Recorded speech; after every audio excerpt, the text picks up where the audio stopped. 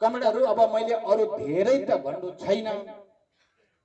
यो सन्देश सबैले हेरिराखेको सुनिराखेकै कुरा छ। अब म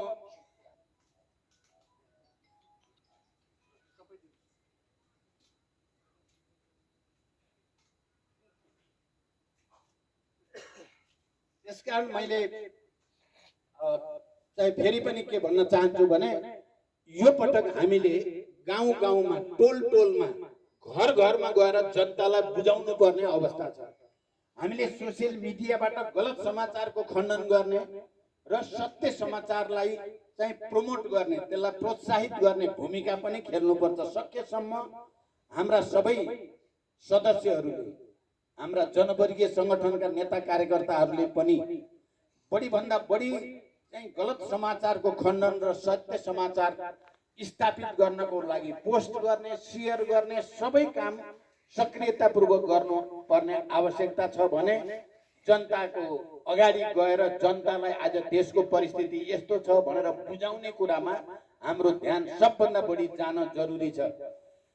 यति भनिसकेपछि म कमरेडहरु अब यस जिल्लाको विकास निर्माणको बारेमा, हुन त मलाई यस अर्थमा पनि खुशी र गर्व छ, मध्य पहाडी लोकमार्ग, यो मध्य पहाडी लोकमार्गको सबभन्दा लामो दूरी बागलुङ जिल्लाको पूर्वदेखि पश्चिमसम्म गरेर झन्डै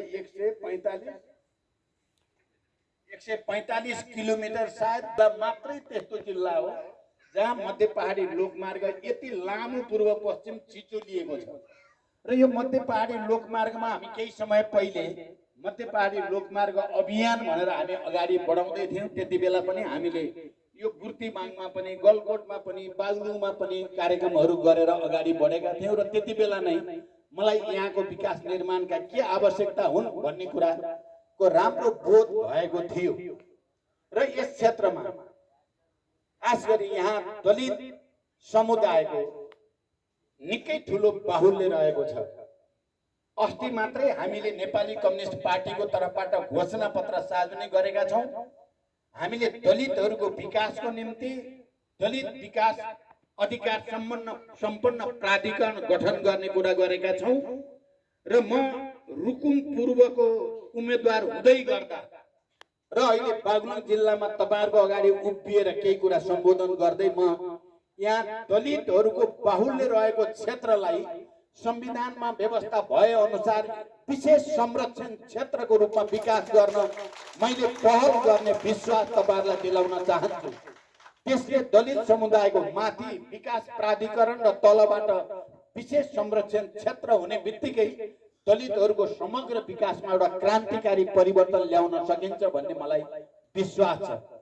त्यसैगरी आदिवासी जनजाति मध्ये पनि यस क्षेत्रमा छन्त्यालहरूको पनि बाहुल्य छ। र छन्त्यालहरूको मलाई ठ्याक्कै एकिन जनसंख्या त थाहा भइसकेको छैन। त्यो भयो भने उनीहरूको विकासको निम्ति पनि विशेष संरचना बनाएर अगाडि लैजाने पहल पनि मेरो तर्फबाट हुने विश्वास पनि म तपाईहरुलाई दिलाउन चाहन्छु। कमरेडहरु र मित्रहरु, यहाँको लागि भौतिक पूर्वाधारको दृष्टिकोणले एउटा त मध्य पहाडी लोकमार्ग मैले पहिलो चोटि गणतन्त्र नेपालको प्रधानमन्त्रीको